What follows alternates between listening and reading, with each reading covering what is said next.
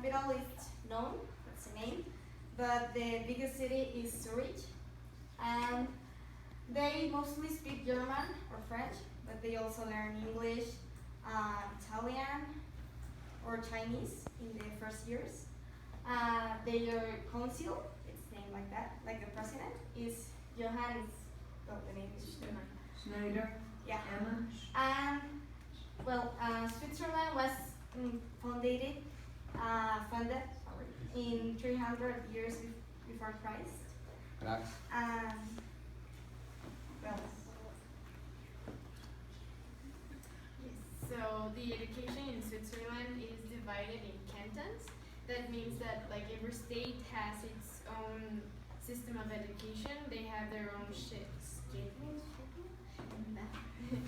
and they have like sometimes they have classes in the morning and also in the afternoon, and they have what it's called the free Wednesday, that they don't have school that time. they also, like in global statistics, the Swiss people, they are like very good in maths or in science, and only 5% of the children or teenagers go to private schools. So that tells us that that normal schools or government schools are well prepared than in the private schools.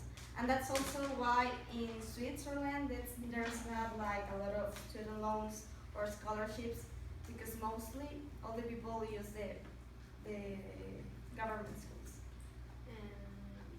And it's important to mention that the sooner you enter the Swiss system is the better, because since you're very little, they like Mariana said earlier, they manage four main languages, that is French, German, Italian, and Romansh or something like that. So when you're little, your knowledge, you have it like in those languages, but if you enter after you're like a teenager, you're not going to understand some subjects because they are in that language. Well, like in the Swiss system, there are like a lot of special rules.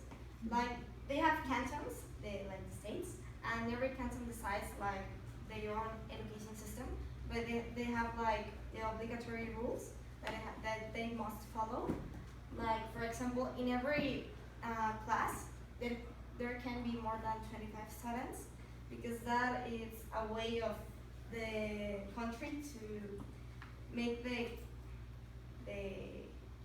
classes like more personalized, so the students can learn in a better way and they can have like special attention.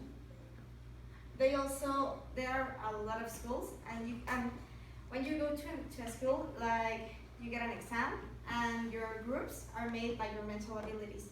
For example, if you have a group, you will have your classmates that they have like almost or like like your knowledge, like your same knowledge. So the group can follow and can develop in the same way. Also, well, since middle school, you can choose your vocation. For example, here, well, we are in high school, and we choose our vocation, I think, in 5th semester. And in Switzerland, you can choose it since middle school, because if you have like the orientation of what you want to do in the future, you can like develop those skills that you will need, and you can like get on focus in other topics that you're not going to use or to care about. So here we can see that the school hours are from 9 p.m. to 2 p.m. and then from 4 p.m. to 7 p.m. That was what I was saying, that it's in the morning and the afternoon.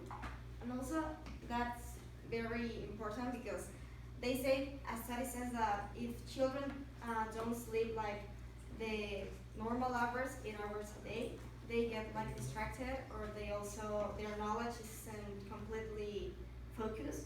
So in Swiss schools, they enter at 9 a.m.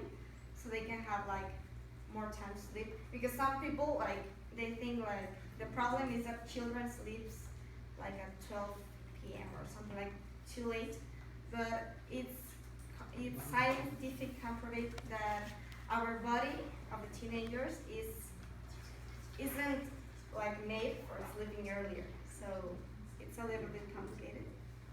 Another important thing is that the government encourages Swiss education, and that is very important because when you have the backup from the government, you are allowed to do more things.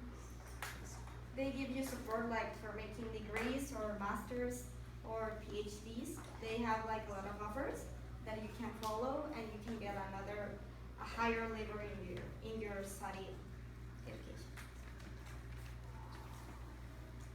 And the levels they manage are primary education, that is from 6 when you're 6 and to Since kindergarten to well, primary, like.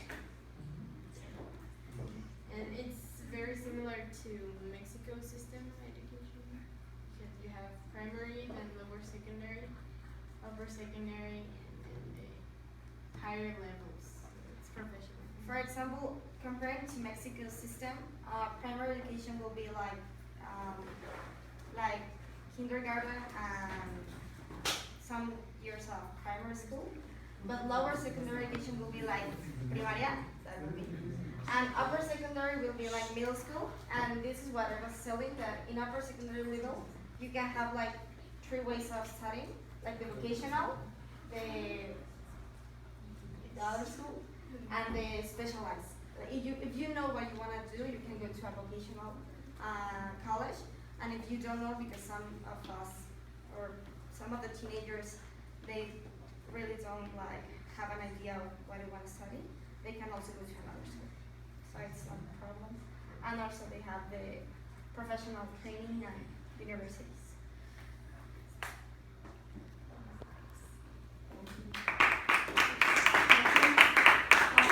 I think that the presentation was very